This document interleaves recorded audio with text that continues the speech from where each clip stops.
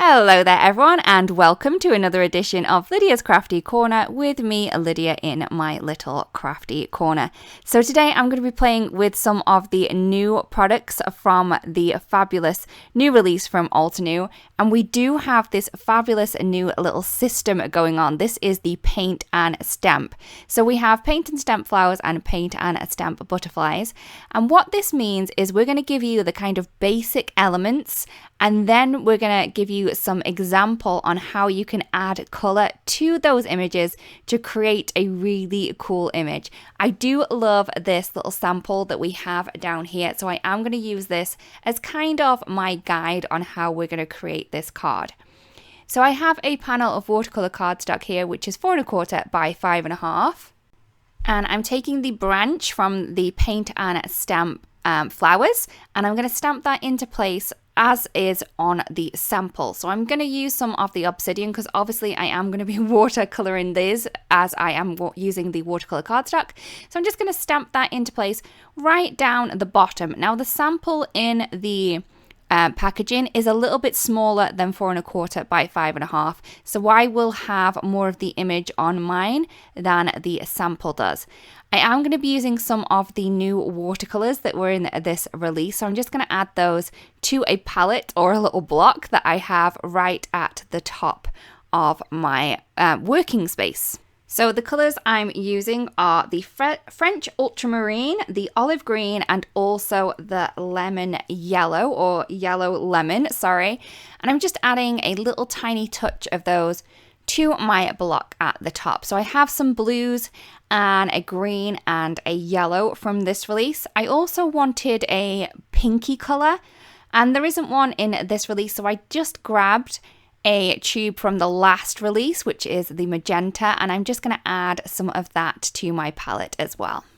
So I am then going to take my brush, and I do have some water over to the side, and I'm going to mix some of the magenta with the yellow to create a beautiful mix of colours there. I do like it when it doesn't mix quite properly, and then you can get gradients from the yellow side and also the pink side. So that's what I'm planning here. I'm just going to really water down that as well, because if we are watercoloring, it's great to kind of start with a really light colour, and then we can add colours in if we're happy with the kind of shape that we do make. So what I'm going to do is I'm really watering that down, and I'm then going to create a kind of little flower. I am copying the little guide that we have on the side, the sample. I mean, it's not going to be perfect, but I am trying to take inspiration from that one. Once I'm happy with the kind of shape of the flower, I can then take more of that yellow color or even more of the pink, and I'm just going to drop that in to the kind of base of the petals that I've just created with my watercolor brush. This is really quick, really simple to do, but it will take a little bit of practice. Just trying to get those petals in the right shape. You could definitely take this kind of over to the side and have a scrap piece of paper and then do your flowers before you kind of commit to adding them onto the card. But I'm just going straight in. I'm going to live dangerously at this point, and I'm just going to add them straight onto my little panel. As you can see, I am using the little guide that we have, the sample, just to kind of figure out where these flowers need to be. And then for the flowers themselves, I'm just mostly adding in 5 petals in a kind of star shape.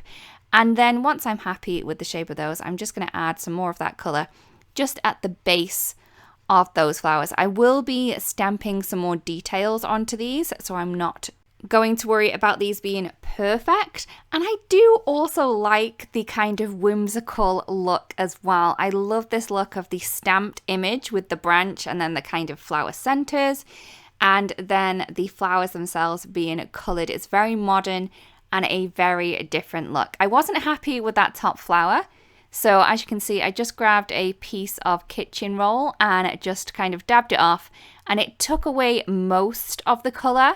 It's not going to take away all of the color, but it took away most, and I could then go over it in a color that I liked a little bit better. I think it was a little bit too yellow. That's what I didn't like. but sometimes more yellow is good, right? But as all of the other flowers were more pink rather than yellow, I felt that that one looked a little bit out of place. So once I'm happy with all of the flowers now, I am then going to add some more of that colour to the base or the center of those flowers, just to add a little bit of depth, dimension, and a little bit more interest to these. You can go ahead and keep layering this color up if you want to, but I'm going to keep this kind of nice and simple. Oh, also, if you didn't know, this has not been sped up, so this is kind of real time on how long it took me to paint the flowers, also the leaves and the butterflies. I didn't speed those parts up, so you could see just how easy and quick this can actually be. So once I'm happy with those flowers, all I'm going to do is going to clean off my brush. Again, I'm going to add some of that yellow to that olive green that we have. It's very, very pretty color. I do like it. And I also added a touch of the blue to add a little bit more kind of difference to these, a little bit more variegation to the beautiful leaves that we are going to pop in. So like I said, I am taking inspiration from the sample that we have over to the side, but it's not going to be perfect. Every time you do this, because it's hand painted, it is going to be slightly different every time. And I think that that is what I love most about this. Not all the cards are going to look the same, and that's okay. That's good. That's how it's supposed to be. You're going to be able to create your own art, just having that little guideline of the stamp there. So to create the leaves, I am just doing like an elongated oval with a sharp tip on each end. The sharper tip does tend to happen at the kind of tip of the leaves, and then the base tip is a little bit less tippy. It's a bit more rounded, but these are really easy to do. I would recommend, if you're not that happy about going in straight off, is definitely get a piece of cardstock over to the side, and then you can practice these leaves before you add them into place. I think this is so fun, and I just love how this turned out. Even the colors that I chose make me really, really happy. So once I have kind of painted those leaves in, all I'm doing then is I'm adding a touch of that same color just at the base, and that's going to kind of travel up the leaf that you've already painted, and it'll just go as far as that. So you're going to have a deeper base, and then the tip's going to be lighter, and it's going to give you a beautiful gradient and natural effect there. I just love how this looks. If you wanted to as well, you could definitely add some color to the bark of the branch, but I wanted to leave it white because that's how it was in the sample. But if you wanted to, you could definitely make this look a little bit more natural and add some brown in there as well. So once that has been done, I'm then going to add some more paint to my palette, because I do want to add a nice blue kind of wash on the background of this panel. So I'm adding some of that French Ultramarine right at the top of the panel, and then I'm just going to add some clean clear water, although mine's not very clean or clear, and kind of pull that pigment down. At this point I'm using a small brush, and I then decided that a larger brush would be a little bit more beneficial to this technique that I'm doing. So I'm just going to bring in my larger brush, add some more of that paint at the top, and then kind of pull that down. Just add small amounts of paint and pull it down bit by bit for a kind of more gradual effect. But if you want it darker, you can definitely add more paint on there, and then don't kind of water it down as much, but it's completely up to you how you want to go about that. Once that was done, I will move that over to the side, but I'm just grabbing the little butterfly pieces from the paint and stamp butterflies, and I'm just going to use 3 of the little bodies. Now if you did want more of a guideline on these, you can definitely use the butterflies that already have the wings stamped, but I'm just going to go for the bodies to get a really cool look where the bodies are stamped and then the wings themselves are going to be painted. So I'm just stamping those again onto some watercolor cardstock using some of the Obsidian black Altenew ink. It is fabulous. My favorite ink of all time. So for the butterflies, I'm going to have some purpley ones and I'm going to have some peachy, pinky ones.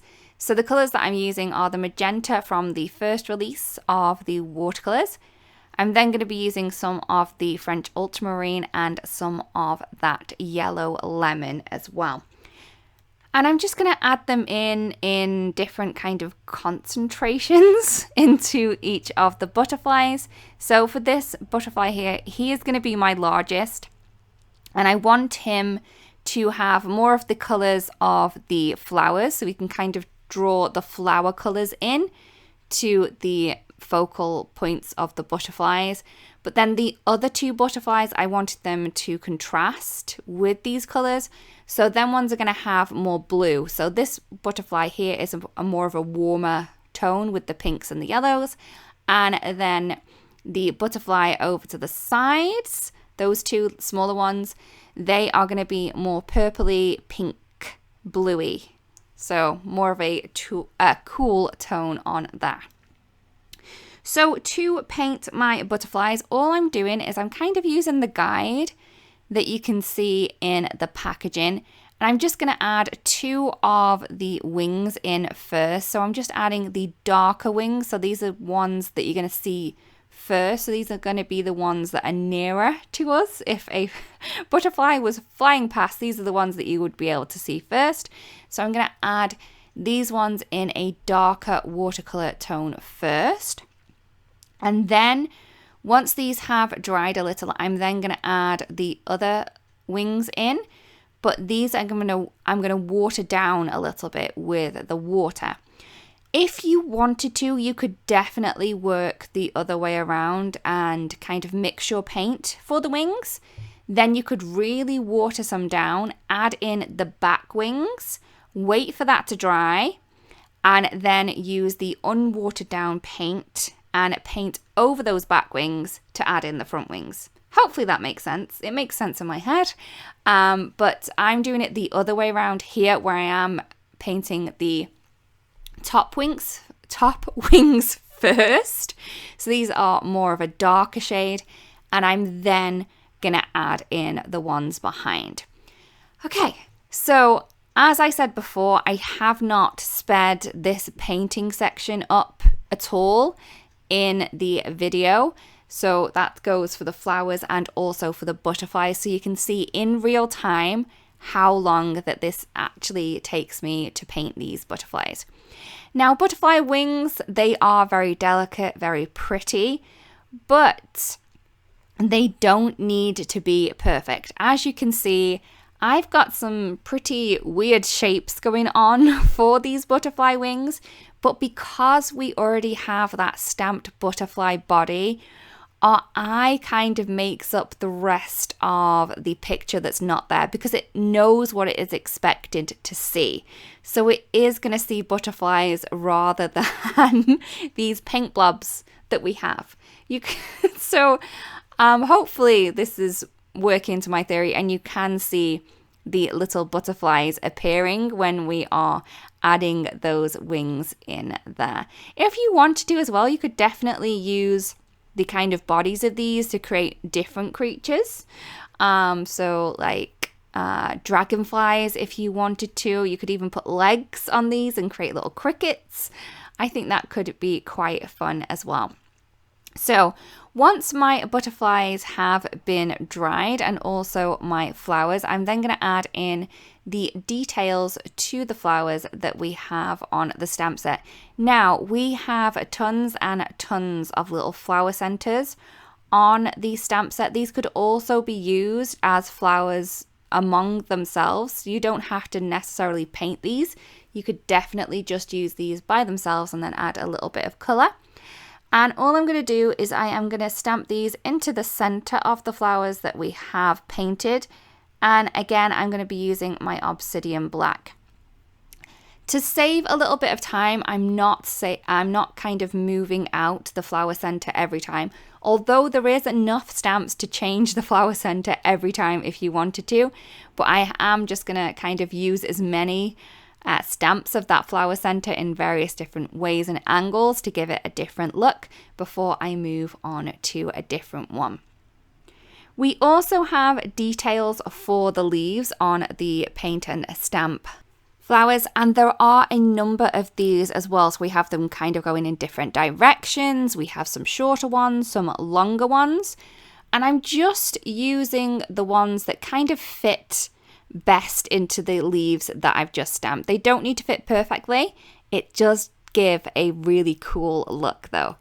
So once I have finished with my stamping, I'm then going to go ahead and fussy cut my little butterflies out. Now, the reason we don't have the dies for the butterflies is that because you can kind of color these and stamp them in different ways and paint them in different ways, we didn't want to give you a kind of guideline on how it should be painted every time. If you want to paint a bigger butterfly, you should be able to paint a bigger butterfly. So that's why you are going to have to kind of fussy cut these out when you do paint them, but we do hope that that's okay.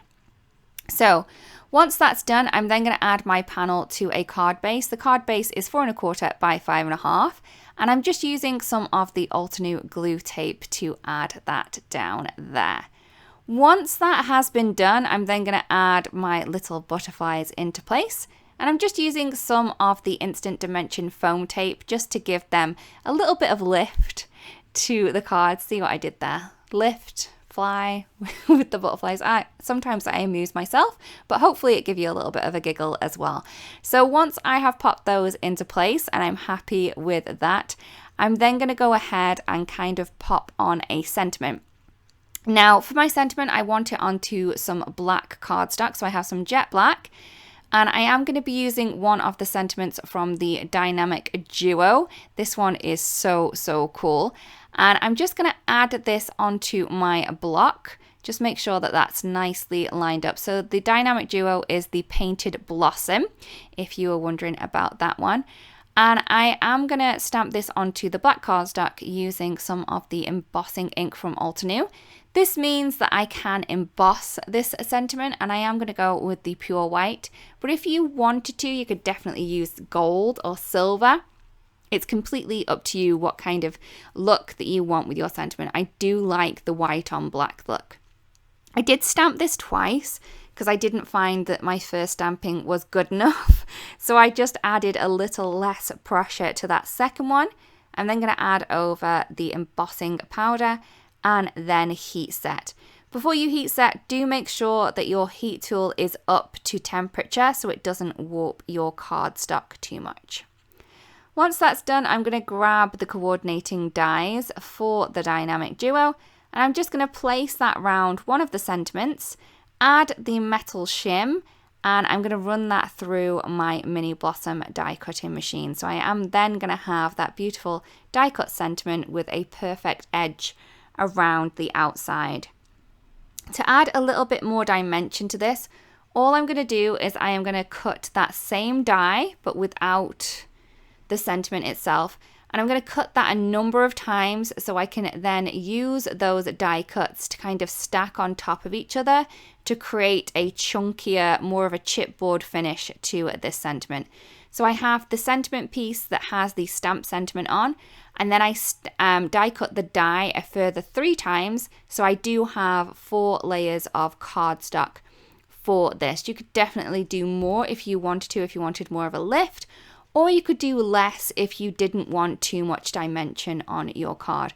Again, I'm just using my Altenew glue tape just to add that into place, and this works perfectly. Once that's done, I can use that glue tape again just to pop that in place. You can really play around with die cut sentiments to see where you want them to go before kind of committing to where it's going to be on the finished card. Once that's done, I then wanted a little bit more on here, but not too much. I wanted something, but something that wasn't going to take any attention away from anything else. And that's where these crystal clear enamel dots come into their own. These are so pretty. I love the effect they add onto the card, but I also love the kind of fact that they don't draw your eye too much. you're just kind of going to get a little subtle nod to something else that's on the card, just to add a little bit more, a little bit extra to your design. So here is the card complete. I really do hope that you like the card and that you've enjoyed the video as well. If you do create a card like this, it would be great if you do share it because we'd love to see. If you don't want to miss out on any future videos, please remember to subscribe to the channel. Hey there, Lydia here. I really do hope that you've just enjoyed the video. If so, please subscribe to the Altenew YouTube channel. Also, turn on the notification bell so you can get your daily dose of crafty techniques and tutorials just like this. Thank you so much for watching. Bye-bye.